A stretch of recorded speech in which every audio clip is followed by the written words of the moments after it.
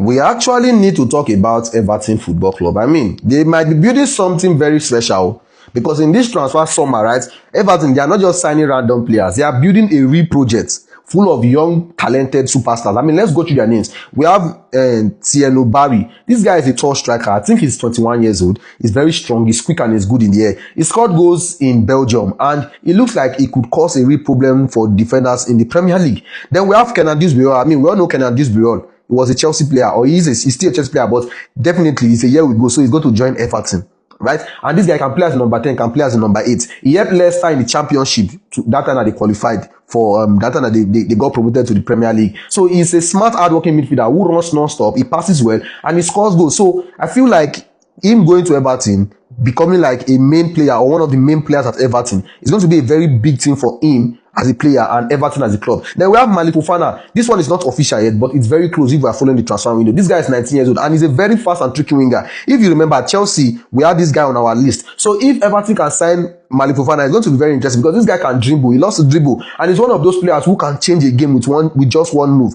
So again, very talented players that Everton they are going for. We have Tyler Dimblin. I don't think this is a new name for anyone. I mean, this guy played for Southampton.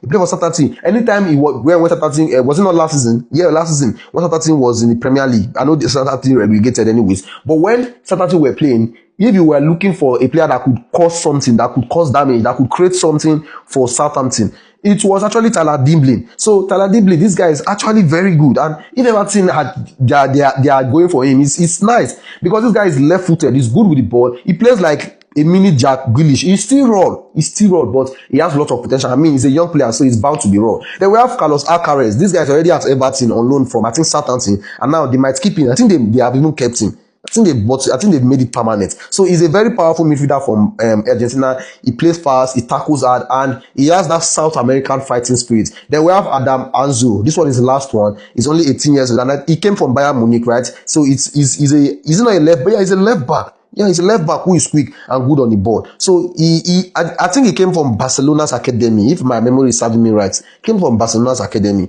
but and I know Everton got him from Bayern Munich. So this is, guys, what is going on? Everton, they are not buying expensive big name players, but they are buying young players. They are buying talented players who want to grow. They are building a team for the future, not just for the next season. And the best part is most of these players, they are not even in their prime yet. They are getting started. See, this might be the best transfer we've ever seen from a non-traditional big system.